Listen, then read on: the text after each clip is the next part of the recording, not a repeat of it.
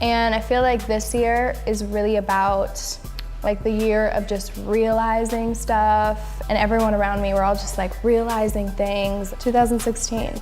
Look at that. 2016 was 10 years ago, and that doesn't sit right with me. Those of us that were alive in 2016, that were there, that witnessed everything, we know that 2016 was actually kind of an awful year. It was just like the messiest, chaotic, kind of depressing year if you were there. But I feel like now that we've went through 2020 and we've all kind of experienced life a little bit more, there's actually been worse years. I feel like now we look back on 2016 and we're like, wow, what a time. What a time to be alive. I kind of have a love-hate relationship with 2016, thinking about it. I put myself back in that place to where I was when, we said goodbye to Vine and King Kylie was taking over the internet. And there was a lot of mess that happened in the year of 2016. And yes, I'm looking at you, Taylor Swift. And yes, I'm looking at you, Kim Kardashian and Justin Bieber and all of you other little rats that made 2016 the year of mess. Some that shall not be named. Before we dive in case you are new here, my name is Molly. I make pop culture YouTube videos, anywhere from deep dives like this to tier rankings to music reactions. It's all right here. One of the first major moments in pop culture every year is the Grammy Awards. And in 2016, it was no different. Album of the Year is the most anticipated award of the night. And Taylor Swift was nominated for her album in 1989. I actually got her right here just to celebrate this iconic pop perfection album. But not only did she win this award, but she was the first woman to ever win this award twice, after winning in 2010 for her album Fearless, also one of her best albums in my opinion. She was up against some strong contenders: Alabama Shakes, Kendrick Lamar, who was also featured on 1989, Chris Stapleton, and The Weeknd. We get the iconic Taylor and Jack Antonoff handshake thing that they do, that they continue to do every time they, casually win award of the year together. And then she also even ran over to Kendrick to hug him, which I thought was really nice. During her acceptance speech, she definitely throws some shade to Kanye West. There are going to be people along the way who will try to undercut your success or take credit for your accomplishments or your fame. But if you just focus on the work and you don't let those people sidetrack you, someday when you get where you're going, you'll look around and you will know that it was you and the people who love you who put you there. And that will be the greatest feeling in the world. And I feel like this truly sets up how a majority of this year goes, is this very well done speech, but also this speech that was kind of messy towards Kanye. Why is she already being messy to Kanye? The whole phone call thing hasn't even happened yet. Well, just earlier this month, in February 2016, Kanye West debuted a new song titled Famous at his show. And the lyric reads, "I feel like me and Taylor might still have sex. Why? I made that famous." And when he received backlash about this, he put on his Twitter that he received permission from her to name drop her following an hour-long phone call. Keep this little fact, this little fun fact, in your minds for later. Continue. Another major award show moment for this year was during the Oscars when Leonardo DiCaprio finally won an Oscar. He finally won his Oscar. Look, I'm not even a stan or like a massive fan of his, but even I knew that it was criminal he had not gotten an Oscar. He won Best Actor for The Revenant, which I actually have never seen before. I totally think he should have won one for The Wolf of Wall Street or What's Eating Gilbert Grape. Those are two of his most iconic roles, in my opinion. But I mean, everyone in that room stood up because they knew this was long overdue. Also, The Weeknd was there. He also made a call out to climate change to a group of millionaires that probably take private jets all over the world.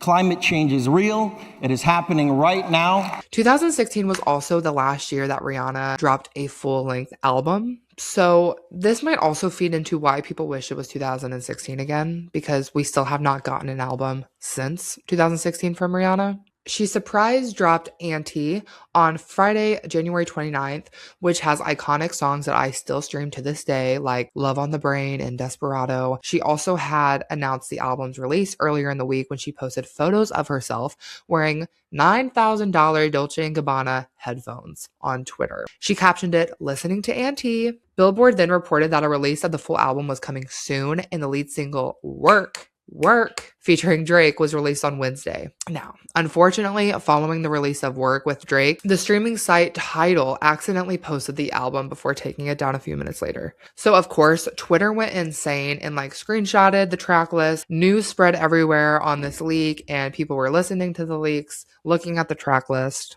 If you don't know what Tidal is, it's a music streaming service that Jay-Z had purchased and relaunched in 2015 with the intention on exclusive content and fair artist payout. What I found really interesting about this ordeal is that Beyonce was slated to release maybe arguably her biggest album of her career that year, which makes me think, was this album leak intentional or was it truly an accident? Because Lemonade, Beyonce's album that came out that year, was also a surprise release coming out on April 23rd, 2016. It was a visual album together with a film of the same name. And actually thinking about it, Miley Cyrus really loves Beyonce, and I wonder if she drew inspiration from Beyonce for her Something Beautiful album. The start of this era for Beyonce actually came first with her song Formation being released for free via Tidal on February 6th, just 1 week after Auntie was officially dropped. Just a day after the release, she was a surprise guest on the Super Bowl 50 halftime show. All of a sudden, you see Beyonce and Bruno Mars make their appearance and completely, in my opinion, steal the show. I rewatched this performance of Beyonce's and it gave me chills, instant chills, from the callback of her appearance and her outfit to Michael Jackson's iconic performance. I mean, everything about it it kind of made me tear up a little bit because it was just so powerful. I will say my least favorite part about that Super Bowl performance is after she did Formation, they started playing kind of a melody of Crazy in Love. So I thought that she was going to do a callback and start getting it down to Crazy in Love, and she didn't. And that's my least favorite part because what was the point, you know?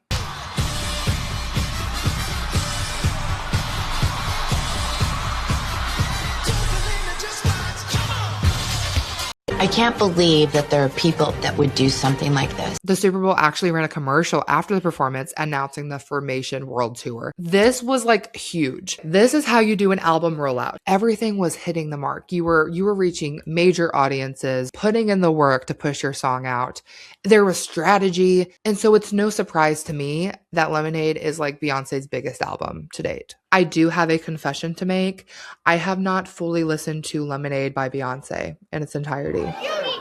So if you guys ever want to see a reaction to that, let me know in the comments and maybe that'll come in 2026. This album had a lot of people online talking about cheating allegations for Jay-Z.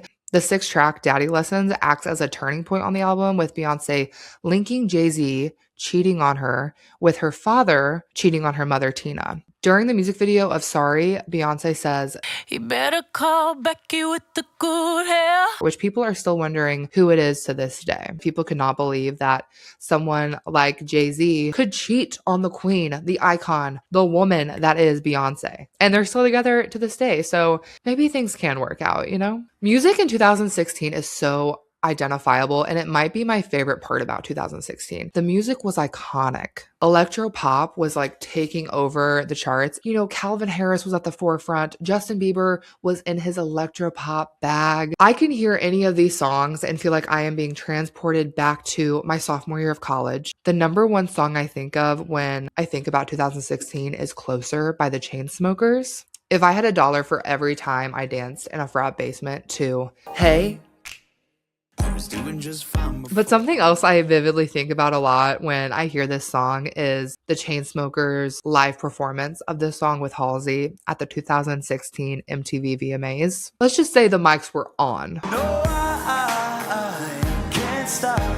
I absolutely love that there's just this weird, awkward chemistry between the one dude from the Chainsmokers and Halsey. And then all of a sudden, the other half of the Chainsmokers is just on his little mixing board, beep boop bop boop beep boop bop. I just remember people really hating on this performance, and 2016 wouldn't be what it was without this performance, if we're being honest. Another moment at the 2016 MTV VMAs that I still think about is Drake confessing his love for Rihanna. Drake was presenting the Michael Jackson Vanguard Award. He gave this huge speech. And, there were some really great, nice things that were said. This was supposed to be, and is, one of the biggest moments of her career, right? Like, we're still talking about it 10 years later. And he ends this speech by saying, "She's someone I've been in love with since I was 22 years old."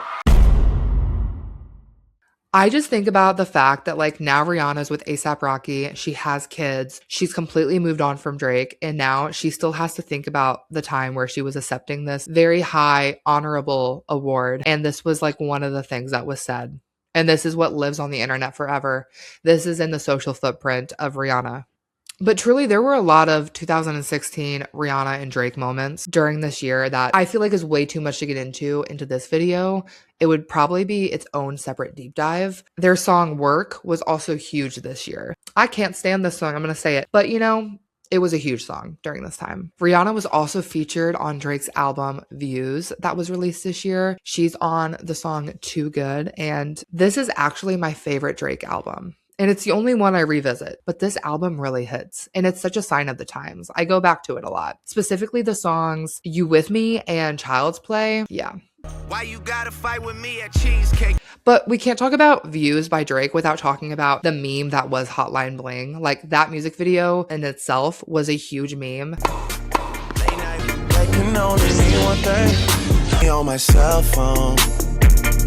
More big music moments this year included Ariana Grande's album Dangerous Woman, Frank Ocean's Blonde, The Weeknd's Starboy, and then Lady Gaga's Joanne. Joanne wasn't a big music moment for me, but Lady Gaga is the moment always, so I had to put her in there. Justin Bieber was also riding off the momentum that he had in 2015. That was a huge music year for him, and 2016 was going to continue to also be one. He had the drop of What Do You Mean? In 2016, he won his first Grammy for Where Are You Now? With Skrillex. But he also was in a lot of like Jelena, Sophia Richie mess. I would not be doing my job here if I wasn't going to talk about this. But although Jelena was not on during this time, because truly for me, like, I have to think about like where we are at in the Jelena universe, because their relationship was on and off all over the place for like a decade. Don't ask me about it again. Justin would continuously post throwback pictures of him and Selena. In early August, Justin began a fling with Sophia Richie and would post pictures of them both on Instagram, which led to, of course, Sophia Richie receiving a lot of hate comments. Justin posted a picture on August 14th stating, "I'm going to make my Instagram private if you guys don't stop the hate. This is getting out of hand. If you guys are really fans, you wouldn't be so mean to people that I like." And you know, he really ate with that. The real gag of this is that this led to Selena Gomez commenting on this post. And it got so messy from here, y'all. It got so messy. She said, "If you can't handle the hate, then stop posting pictures of your girlfriend, LOL. It should be special between you two only. Don't be mad at your fans. They love you. They were there for you before anyone." Justin Bieber came back and said, "It's funny to see people that use me for attention and still try to point the finger this way. Sad. All love. I'm not one for anyone receiving hate. Hope you all can be kind to my friends and each other. And yes, I love my believers." And then she comes back and says, "Funny how the ones that cheated multiple times are pointing the finger at the ones that were forgiving and supportive. No wonder fans are mad. Sad. All love." Not her like mocking his sad all love. He had deleted his Instagram this year and declared that it is the devil while he was on his Purpose World Tour. "I don't want to get my Instagram back. Instagram is for the devil. Close your legs and open your Bible." This is so funny to me now that we see like how much he posts online. Like, he truly will post like dozens of times a day sometimes to promote his brand and his music just unapologetically. Although Jelena was seemingly over, the general public was so happy because Miley Cyrus and Liam Hemsworth were rekindling their romance. They had been split since, 2013 to 2015. Entering 2016, they were spotted together. Miley was sporting her engagement ring, and Miley was also seen moving in with Liam. So it was during that year that Miley had confirmed that they were back together. Miley even got a matching tattoo with Liam's sister. One of my favorite moments of 2016 was Bleachella. So this was a brief moment in Taylor Swift history that kicked off when Taylor Swift showed up to the 2016 Coachella Music Festival sporting short, bleached blonde hair. Now, this was very iconic. She had recently debuted it on the cover of Vogue, but her continuing to sport it in real life, like out in the wild, really solidified this brief era of Taylor Swift. She was all of a sudden like edgy, cool, carefree. And she had been known before, you know, to be like kind of nerdy and just like to sit at home and write songs, which is not a bad thing. But she had this kind of idea and perception of her that bleachella just totally kind of wiped away for a moment in time. She was also wearing a jacket with the album cover of This Is What You Came For on the back, and she captioned that picture on her Instagram, bleachella, in all caps. So This Is What You Came For, if you don't know, is a little indie underground song from Calvin Harris and Rihanna. And actually, this might be my favorite song that came out of 2016 of all time. Like, the way that I was obsessed and hyperfixated on this song should be studied. So we later find out that Taylor played a major role in this song. She apparently co-wrote it under a disguised name. This was kind of find out later after her and Calvin Harris broke up. Now, their breakup was messy. Despite it starting off not so messy, it seemed very amicable in the beginning. He posted on his Twitter after it came out that they were separated. The only truth here is that a relationship came to an end, and what remains is a huge amount of love and respect. However, literally just a few weeks later, she was seen with Tom Hiddleston. These two are now broken up, and she's with that opportunist, Tom Swiddlestein. Swift. Whatever. Which led fans to retrace her steps back to the Met Gala that was earlier that year, where she was also sporting the bleachella look, and she was seen having a dance-off with this man while she was still dating Calvin Harris. And this is when allegations came out that, oh my God, did Taylor Swift cheat on Calvin Harris? TMZ had reported that Taylor Swift wrote the song, sat down at a piano, and did a demo of This Is What You Came For into her iPhone, and then she sent that to Calvin Harris. And that is kind of how the song came to be.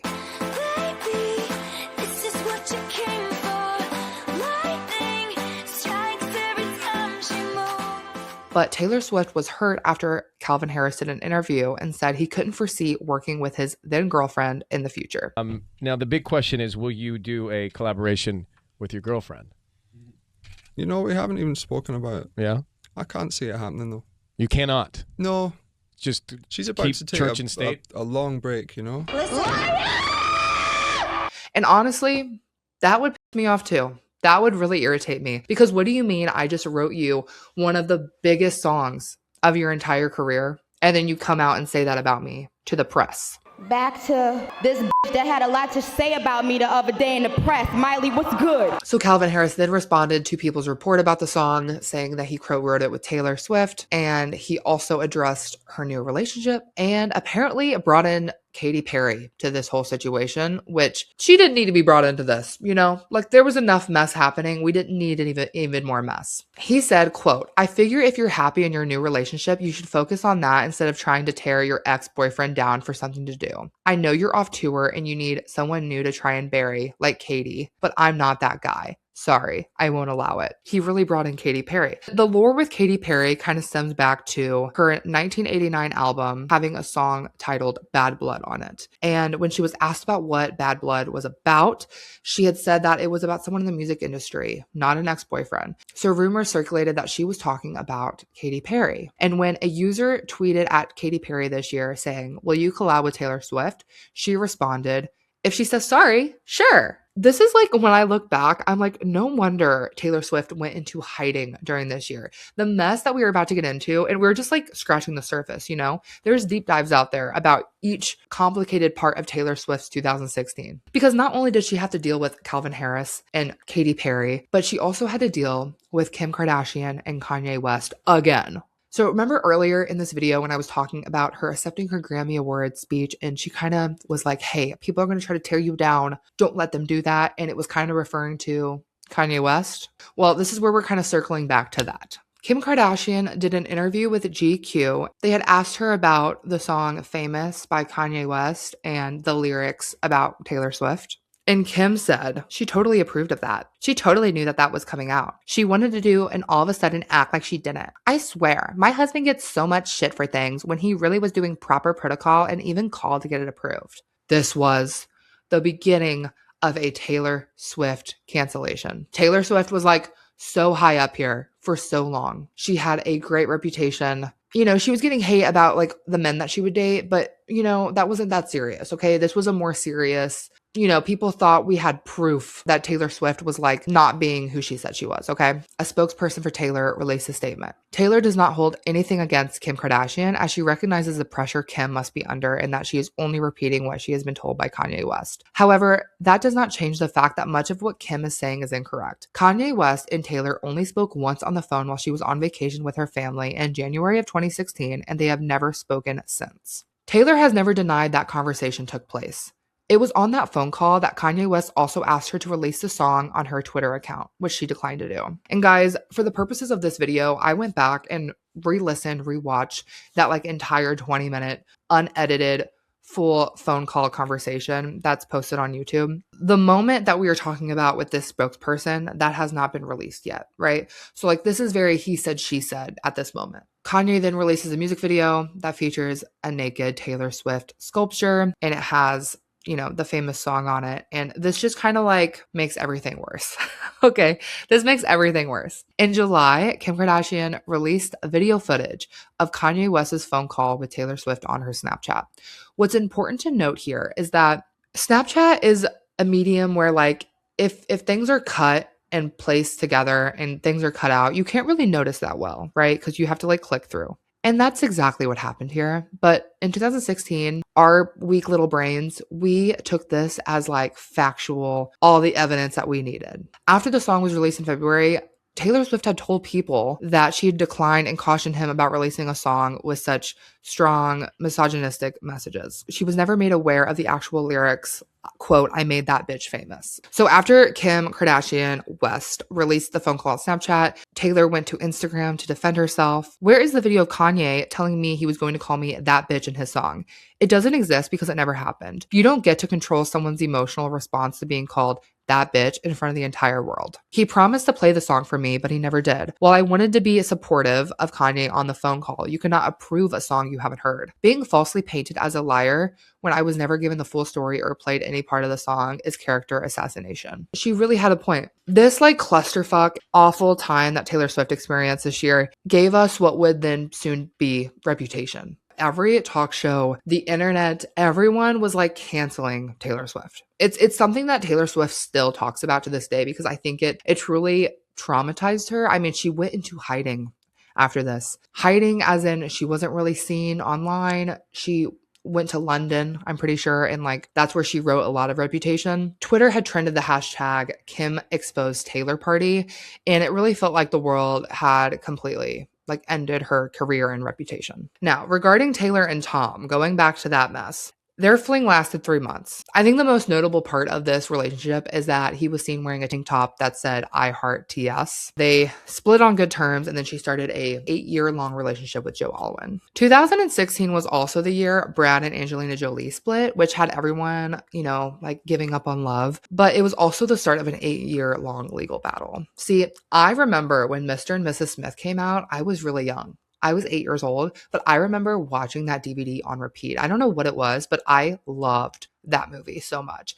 And that is where Brad and Angelina Jolie's relationship blossomed. They were kind of like Hollywood's it couple. When news came out about what happened on what led to their divorce, people were truly like, we give up on love. Their divorce wasn't finalized until December 2024, which is crazy that it was almost a decade-long divorce battle. It was reported that on September 14th, 2016, they got into an alleged physical altercation on a private plane ride with their 6 kids from France to their home in LA. Jolie claimed that Brad's actions made her feel like a hostage on the plane as he allegedly grabbed and shook her, pushed her into a wall, and punched the ceiling of the aircraft. She then said that he looked like he was going to attack one of the children after they called him a prick during the alleged fight, and she also admitted to wrapping her arms around Pitt's neck in a chokehold style. Another long-standing couple that filed for divorce this year was Johnny Depp and Amber Heard. I'm pretty sure there's Hulu documentaries on this. You can find a lot of content on this legal battle and all the allegations about this and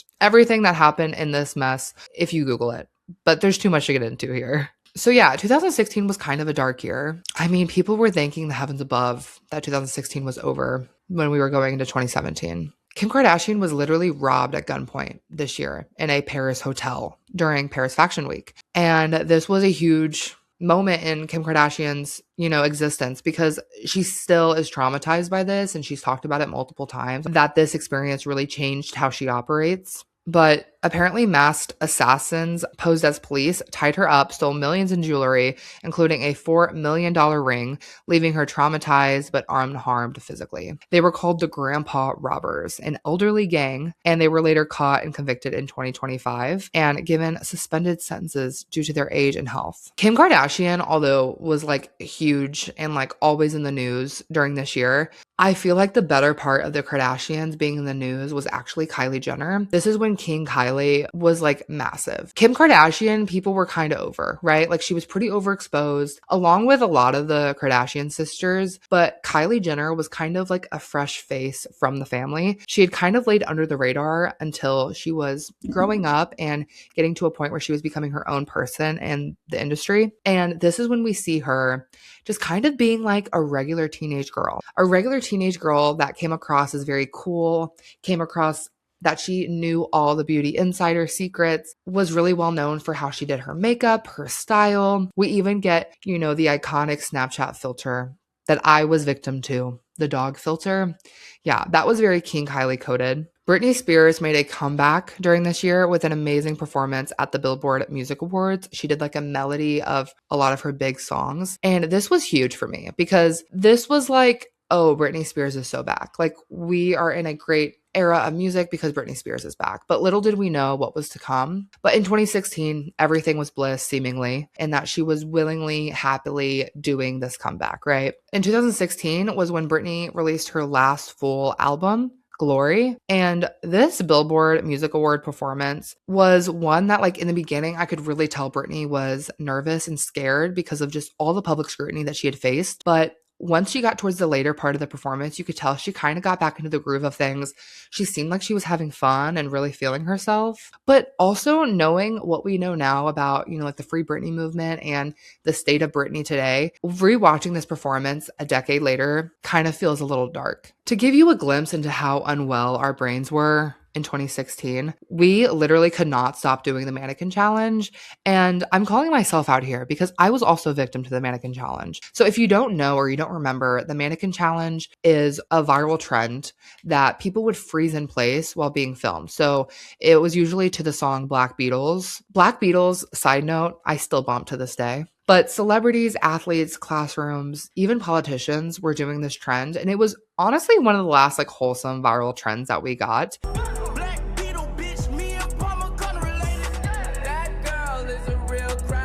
We would lose Vine later in the year of 2016. Rest in peace to Vine. I keep seeing all these reports that like Vine is coming back. Elon Musk is bringing Vine back. And where is she? Where is it? I don't see Vine back at all. Vine was a moment. Vine was the moment before TikTok, before honestly the state of content creation that we're in now. Vine helped set that up. Truly created an entire generation of internet humor. I mean, there's creators that were launched from Vine that still exist to this day. Yeah, we would be nothing. We would not be TikTok without Vine. Something else that totally controlled the space online, and like also me, to be honest, was Pokemon Go.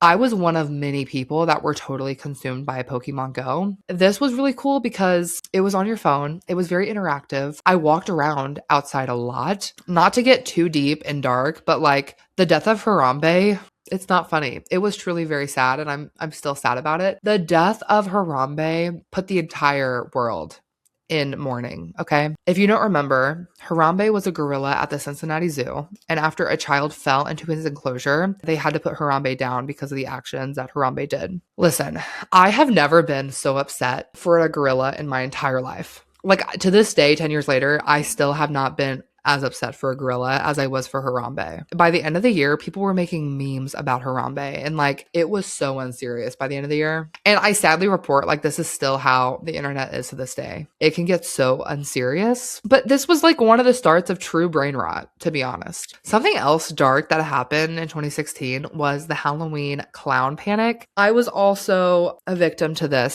How many people were scared? Me too. I was really, really scared.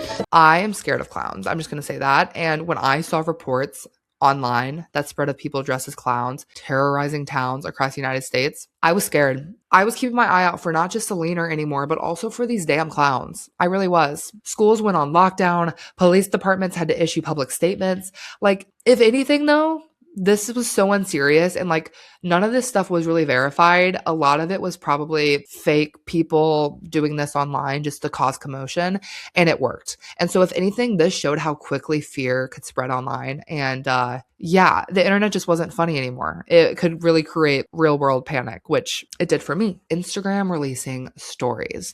This was huge because at this time, if we can even remember this far back, there was a time where Instagram didn't have stories, and stories really only existed on Snapchat. Instagram copied Snapchat. And I remember being like, oh my God, Instagram is so lame that they have to copy Snapchat to stay in the game. Now I post on my Instagram story way more than my Snapchat story. So they probably made a good point there. But this feature changed the internet permanently. I feel like this was kind of the start of how modern influencer economy is right now. Something else I would be remiss to talk about is the Met Gala mirror selfie. Now, this was crazy because it really made celebrity culture and the Met Gala seem a bit more casual, which is, I think in 2016 and to this day in 2026, as an audience, we're always craving just like realness and organic content on social media, especially in the day and age of AI and you know, everything being really perfected up. We just want something that seems real and relatable. This Met Gala